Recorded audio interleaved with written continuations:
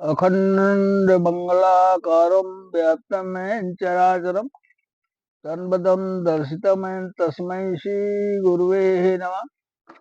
देखो, भगवान की प्राप्ति के लिए भाव भाव के साथ प्रेम प्रेम में भगवान आते हैं। नंद बाबा के यहाँ 9 लाख गायें हैं।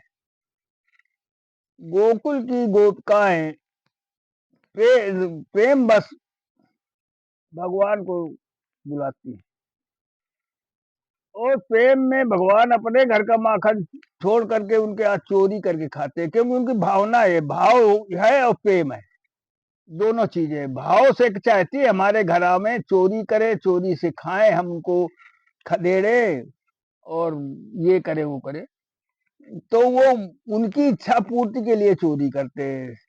और भक्त की इच्छा को पूर्ति करने के लिए भगवान माखन चोर कहे गए। तो प्रेम होना चाहिए जैसे गोकुल की गोपिकाओं के पास है। अगर प्रेम है तो भगवान अवश्य मिलेंगे, और प्रेम से भगवान आते हैं। प्रेम में अब वो ऐसा प्रेम ना हो जाए जो आजकल प्रेम चल रहा है, वो प्रेम खतरे का है। प्रेम अगर करना है, प्रेम शब्द ही आज बदनाम है संसार में, कलयुग में। प्रेम कहाँ प्रयोग किया जाता है, हम अपने मुख से नहीं कह सकते, मगर लोग जानते हैं।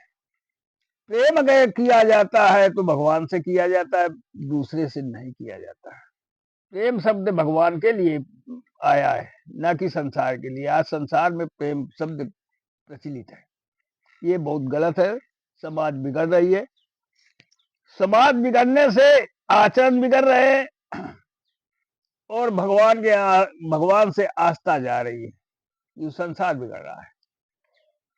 कोई संस्कार बच्चों को देता नहीं। संस्कार माँ से मिलते हैं, पिता से मिलते हैं, सबसे पहले माँ से। अगर बच्चा छोटा है और संस्कार दिए जाए तो अवश्य भगवान पर विश्वास करेगा, भगवान को जानेगा।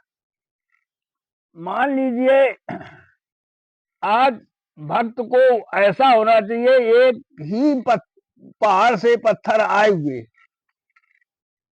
और एक ही जगह रखे गए। एक पत्थर चोट खाया है हथौड़ी और छेनी का, वो पूजे जा रहे हैं। और एक पत्थर चोट नहीं खाया, टूट गए, तो वो पैरों के नीचे कुचले जाते हैं। पत्थर वही है, एक ही पहाड़ का, एक ही ट्रक में आया, एक ही जगह रखे गए। तो जो हमारे कहने मतलब जो भक्त कष्ट को उठाएगा, कष्ट को सहन करेगा, वही भगवान को प्राप्त करेगा। भगवान के प्राप्त करने के लिए प्रेम होना चाहिए, भाव होना चाहिए। प्रेम झूठा ना होना चाहिए, कपट ना होना चाहिए, छल ना हो जाए चाहिए कपट में। जैसे गोपिकाओं के पास छल नहीं है, कपट नहीं, उनका प्रेम निराला है कि हमारे घर में हर एक गोपिका ये सोच रही आज हमारे घर चुपके चुपके आएंगे, मक्खन को खाएंगे, तो उनको प्रेम है, प्रेम बस जाते हैं। अब उसका अर्थ को इस समय कुअर्थ लगाना, ये संसार बहुत गलत कर रहा है। भगवान मक्खन चुराने नहीं जाते, उनका प्रेम चुराने जाते हैं, प्रेम बस जाते हैं।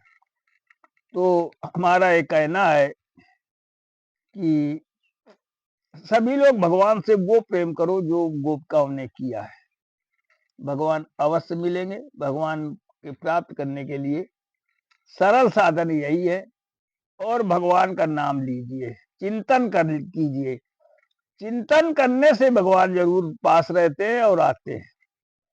आज भगवान का चिंतन ना हो करके किसी वस्तु का चिंतन, किसी देह का चिंतन, ये लोग चिंतन करते हैं।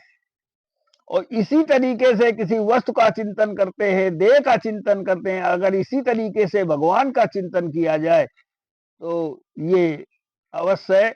हमारे विद्वानों का मत है कि भगवान अवश्य मिलेंगे, हमारा मत नहीं, हमारे विद्वानों का मत है। तो हमारे बुजुर्गों का मत है कि भगवान अवश्य मिलेंगे। तो वो चिंतन करिए कि रातों दिन भगवान का चिंतन करिए। हमारे भगवान पास है, हमारे भगवान साथ ये करते हैं।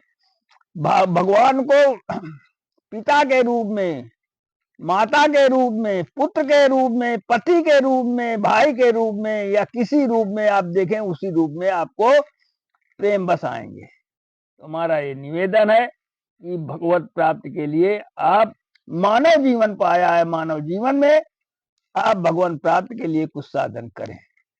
ये पता नहीं अगला जन्म मानव का मिलेगा नहीं, परंतु ये तो कम से कम हर एक व्यक्ति को कर लेना चाहिए कि जो भी कार्य है वो अच्छा करे, क्योंकि मनुष्य जीवन अगला मिल सके। इस जन्म में अगर नहीं तो अगले जन्म में भगवान अवश्य मिलेंगे।